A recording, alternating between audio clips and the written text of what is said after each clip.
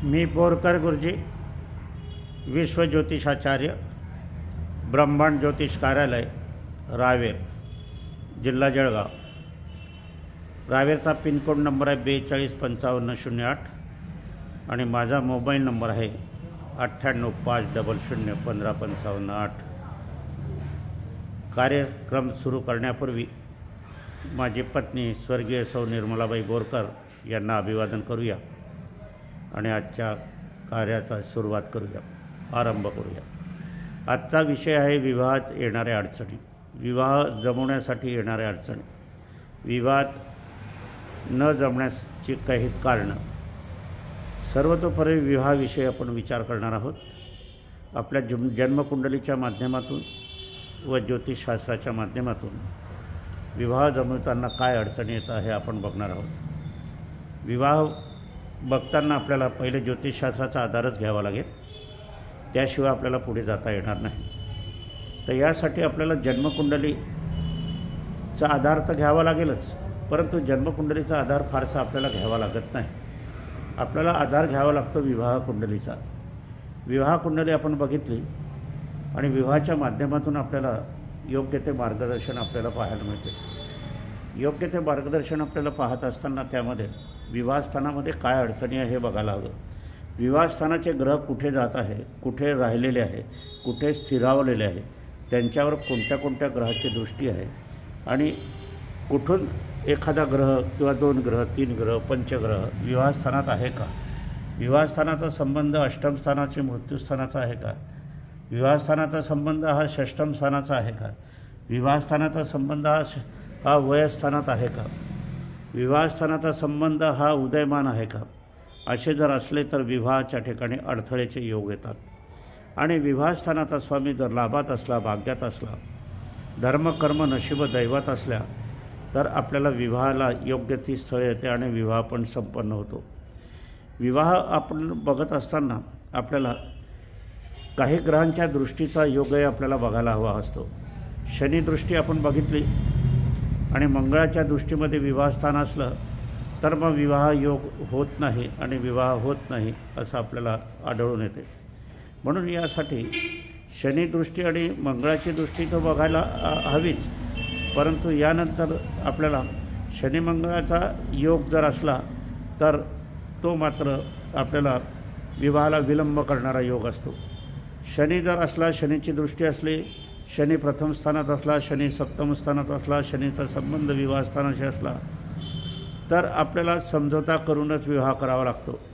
मग अशा कुंडलीमध्ये जे काही मंडळी आहे ती ज्यांच्या ह्या कुंडल्यामध्ये आपल्याला बघायला मिळतात, तर अशांनी विवाह करण्यासाठी आपल्या ज्या काही अटी असतील, इच्छा असतील त्या बाजूला ठेवायला हव्या आणि विवाह उरकून घ्यायकडे आपण लक्ष द्यायला हवं। कारण विवाह करणं हे महत्त्वाचं आहे। विवाह करणं जसं महत्त्वाचं आहे, विवाह संपन्न होणे देखील महत्त्वाचं आहे। मग अशा लोकांनी मात्र काय करायला पाहिजे, तर अशा लोकांनी साखरपुडा आणि विवाह जमवण्याचं तिथीमध्ये फारसं अंतर ठेवू नये।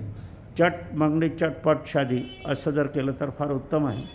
कारण मध्ये जे काही ग्रहाची गती येते त्या गतीमध्ये जर शनी मंगळाचा योग आला, मंगळ बुधाचा योग आला, रवी शनीचा योग आला, चंद्र शनीचा योग आला आणि चंद्रबुधाचा योग आला तर मग साखरपुडासुद्धा ठरलेला मोडतो। म्हणून आपल्याला या ठिकाणी बघायला हवं असते की असे जर ग्रहयोग आपल्या कुंडलीत आहे तर आपण समझोता अवश्य करायचा आणि विवाह संपन्न करण्याकडे आपला कल ठेवायचा, त्याशिवाय होणार नाही। नाहीतर मग पुढे काय होते, विवाहस्थळ येणे हे थांबले जाते। विवाहस्थळ येणे हे थांबले गेल्यावर मग काय होते की वय वाढत जाते। वय वाढत झालं की मग येणारी स्थळं कमी येतात आणि मग नको त्याच्याशी आपल्याला विवाह करावा लागतो। याच्यासाठी मला एक सांगायचे आहे, सूचना द्यायची आहे, मार्गदर्शन करायचं आहे तुम्हाला की विवाह करण्याचा प्रयत्न आपण करायचा असा। स्थळं 1, 2, 3 जे काही आले असतील त्याच्यामध्ये गुणमिलन न करता, कारण गुणमिलनामध्ये तुम्ही एक नाडी आली की नकार देता, मृत्यू षडाष्टक आलं की नकार देतात, चांडाळ योग आला की नकार देतात, ग्रहणयोग आला तर नकार देतात। अशी नकाराची भाषा तुम्ही बघायची नाही। कुंडली मिलनामध्ये काय आहे हे बघायचं आणि कुंडली मिलन हे शास्त्रोक्त पद्धतीचं असते, गुणमिलन नाही।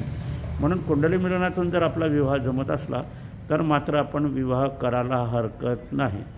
त्याजोगे संतती प्रश्न पण त्याच्यामध्ये आपल्याला सुटत असला तर मग आपल्याला अगदी सोन्याहून पिवळं आहे, दुधात खडी साखर पडलेली आहे असं म्हणून आपल्याला विवाह संपन्न करून घ्यायचा असतो. विवाह संपन्न ते करत असताना मात्र काही वेळेला मुहूर्ताची अडथळा येतो, मुहूर्ताचा नसतात. काही वेळेला मुहूर्त असत असताना एक बाजू नकारार्थी असते, परंतु दोघं बाजूंनी याचा विचार करायला हवा. मुलांच्या बाजूने विचार करायला हवा, मुलींच्या बाजूने पण विचार करायला हवा की आपल्याला लग्न उरकवून घ्यायचं आहे. आता पंचांगामध्ये विवाहस्थळ नाही आहे, विवाह मुहूर्त नाही आहे, मग काय कराल अशा वेळेला रवी म्हणजे पती आणि चंद्र म्हणजे पत्नी असं मानलं जाते, सांगितलं जाते. रविचंद्रादी बळ आपल्या पंचांगामध्ये ज्या दिवशी असेल त्या दिवशी आपण शुभमंगल सावधान करून घ्यावं. मी तुम्हाला सांगतो की माझा मुलगा अलंकार बोरकर आज त्याचं ज्वेलरचं शॉप आहे, सुखात आहे, रावेर गावामध्ये नंबर 1चं ज्वेलरचं शॉप आहे. त्याचा विवाह मी शनी अमावस्याला केलेला आहे. शनी अमावस्याला ह्याच्यासाठी केला आहे की त्यावेळेला कुबेर लक्ष्मी योग होतो त्यावेळेला, आणि त्यावेळेला कुबेर लक्ष्मी योग असल्या कारणाने सर्वांनी मला नकार दिला होता. मी मुलीच्या वडिलांना सांगितलं होतं की तुम्हाला विवाह जर तुमच्या पुजाऱ्याकडच्या मार्फत मुहूर्तावर करायचा असेल तर मुलगा घेऊन जा आणि तुम्ही विवाह पूर्णपणे संपन्न करू शकता, माझी कुठलेही तक्रार नाही. परंतु हा विवाह शनी अमावस्यालाच होईल. आज तुम्ही रावेरमध्ये येऊन अलंकार बोरकर ज्वेलर्सची गाठभेट घेऊ शकतात, तिथलं वैभव पाहू शकतात. त्याचप्रमाणे माझा लहान मुलगा विक्रम बोरकर ज्वेलर्स आहे. विक्रम बोरकर हा मुलगा आहे, त्याच्यामध्ये विवाह योग नव्हता म्हणून आम्ही शुभमंगल सावधान असं सुद्धा म्हटलं नाही.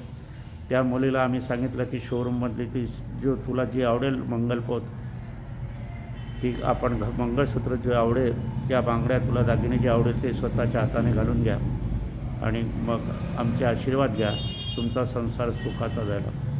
त्याला ही 2 मुलं आहेत, ते मेडिकलला गेलेली आहे. एक MD होतो आहे, एक MBBS होतो आहे. मोठा मुलगा बऱ्हाणपूरला शिकत आहे, त्याच्या मुलीचा विवाह पण संपन्न झालेला आहे, म्हणजे सुखाचा आहे. आपल्याला शेवटी संसार सुखाचा होणं महत्त्वाचं आहे, अपत्य होणं महत्त्वाचं आहे आणि संसार सुखाचं वैभव मिळणं महत्त्वाचं आहे. संसारामध्ये शांतता नांदाला, आनंद समाधान मिळायला हवं.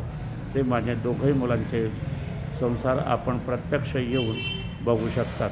कारण मी जो ज्योतिषी आहे, ज्योतिषाच्या माध्यमातून आपण खोलवर विचार करून बघायला हवं की शेवटी उद्दिष्ट काय आहे आणि यश काय होणार आहे. शेवटी हेच बघत असताना आपल्याला या ठिकाणी जे काही अडथळ्याचे योग येतात विवाहाच्या दृष्टिकोनातून ते दूर करण्यासाठी जाणकार ज्योतिषाचीच आवश्यकता असते. जाणकार ज्योतिषी असला किंवा मग आपल्याला यश मिळत असते. असो, माझी पत्नी स्वर्गीय सौ निर्मलाबाई बोरकर यांना अभिवादन करूया आणि आजच्या कार्याचं समापन करूया.